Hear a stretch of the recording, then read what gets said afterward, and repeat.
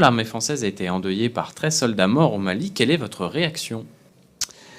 Pour répondre à votre question, c'est une question effectivement dont on parle beaucoup ces jours-ci, qui a concerné le décès accidentel de 13 soldats, notamment des officiers, qui sont morts au Mali. Alors, le premier sentiment est un sentiment de compassion pour les victimes, évidemment de présenter nos condoléances les plus émues aux familles de ces soldats français qui sont, comme on le dit, morts pour la France lors de l'opération Barkhane au Mali.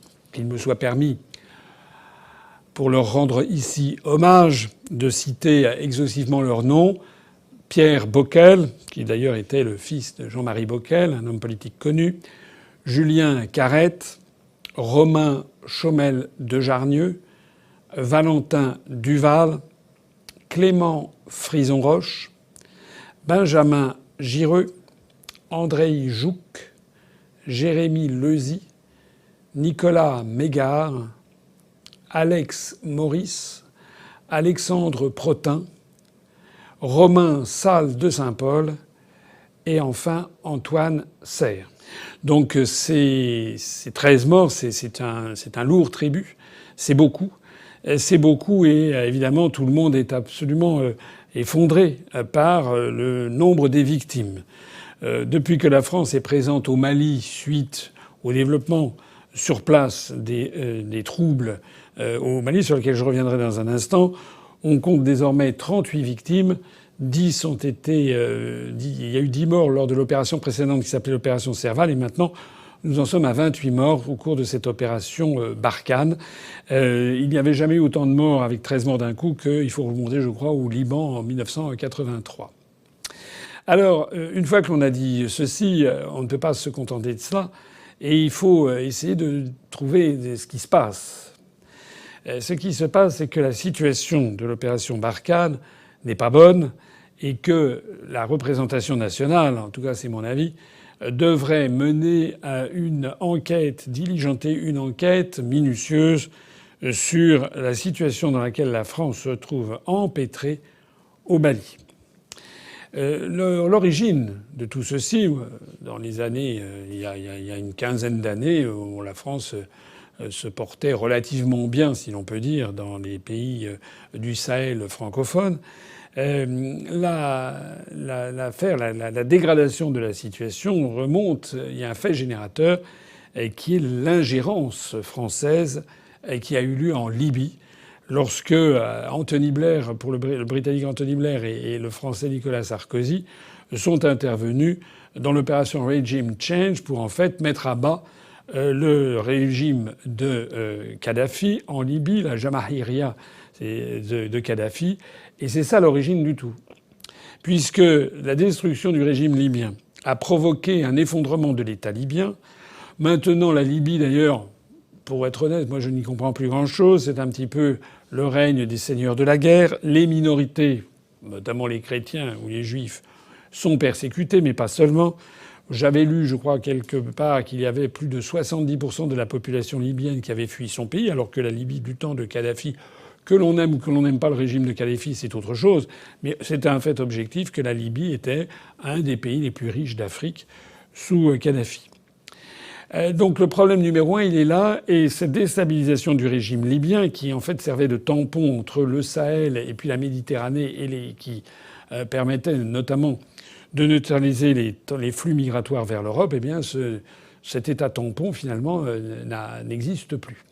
Il s'en est suivi toute une série de déstabilisations de pays du Sahel, le Mali notamment, mais aussi on peut considérer que sont menacés le Niger, même le Burkina Faso, et puis même la Tunisie, même l'Algérie, puisque c'est une espèce de tache d'huile qui s'est répandue. La deuxième chose qu'il faut dire, c'est que suite à cette affaire et à la présence des troupes françaises, eh bien, il y a une montée de la haine anti-française dans les populations locales. Il faut le savoir. Alors qu'il y a 30 ou 40 ans, C'était un régime paternaliste que la France avait maintenu, régime néocolonial, mais il y avait quand même une certaine affection pour la France. Désormais, il y a une vraie haine anti-française perceptible dans les populations locales, et ceci depuis plus d'1 an. Il faut également souligner le rôle trouble qui est joué par nos partenaires, les Américains, les Allemands, qui devraient normalement nous aider, mais qui nous laissent un peu en première ligne, et les Américains dans la région, et puis également qui financent toujours ces activités terroristes. C'est là où on ne sait plus très bien où l'on en est. Il faut y ajouter encore d'autres éléments. Les autres éléments, c'est que les troupes françaises qui sont envoyées en OPEX, comme on dit, c'est en opération extérieure, de façon générale, et dans la région en particulier, n'ont plus le niveau d'entraînement qui est suffisant pour mener à bien leurs opérations, et ceci depuis les années 2000. Le résultat, c'est que comme ils n'ont plus ce niveau d'entraînement, comme en fait elles sont, si j'ose dire, à flux tendu, puisqu'il y a des restrictions budgétaires tous azimuts, eh bien on a des personnels qui sont un peu... Déjà, c'est un métier extrêmement difficile d'intervenir sur des opérations extérieures, mais en plus de ça, compte tenu des contraintes qui pèsent sur les troupes, eh bien cela augmente considérablement le risque de mortalité en opération. Ajoutons-y un autre facteur aggravant, c'est que les matériels majeurs qui sont utilisés en opération, justement, n'ont plus le niveau de disponibilité technique opérationnelle, ce que les spécialistes militaires appellent la DTO, suffisant. Ceci est dû au fait que, là aussi, les restrictions budgétaires sont ce qu'elles sont.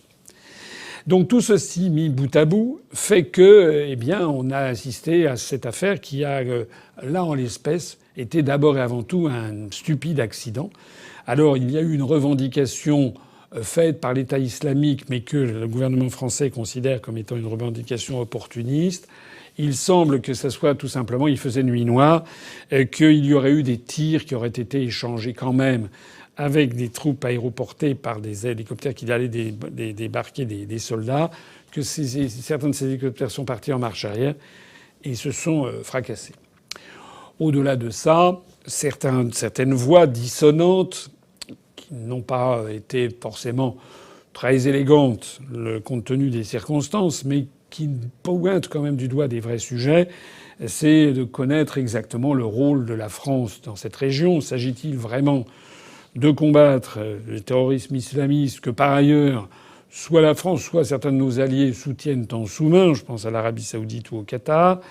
Et puis, ne s'agit-il pas aussi de défendre les intérêts de tel ou tel opérateur français? Tout le monde pense bien entendu à Areva et aux mines d'uranium qu'il peut y avoir dans la région, au Niger notamment, et qu'il s'agirait de sécuriser.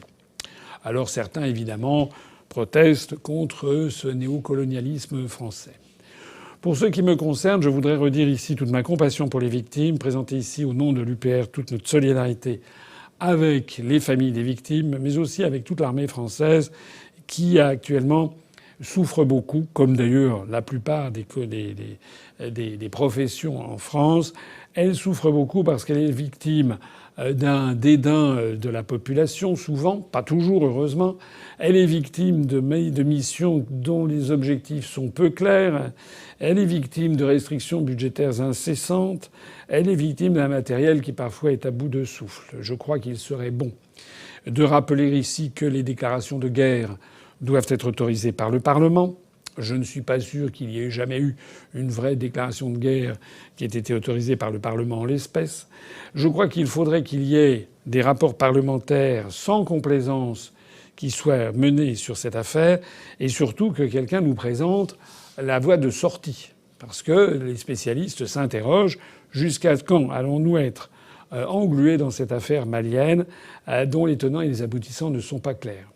Je rappelle que pour ce qui concerne l'UPR, j'ai toujours dit que lorsque nous arriverons au pouvoir, notre objectif sera de rapatrier le maximum de troupes françaises dans les théâtres d'opération où elles n'ont rien à faire. Cela ne veut évidemment pas dire que nous laisserions des populations, qu'elles soient françaises expatriées ou des populations locales, à la merci de tueurs islamistes. Ça ne veut pas dire non plus que nous nous désintéresserions d'un certain nombre de protections de certains investissements français dans ces pays. Mais cela veut dire que nous prendrions des politiques cohérentes. D'abord, nous pensons que s'agissant de la lutte contre le terrorisme islamiste, la première chose à faire, c'est de clarifier les responsabilités de qui fait quoi, qui finance qui arme qui. Je l'ai déjà dit 50 fois, je l'avais dit au moment des élections présidentielles, il faut absolument que la France remette en question ses relations avec le Qatar, avec l'Arabie saoudite, et voit avec ces régimes exactement ce qu'ils font et comment ils participent au développement du terrorisme islamiste.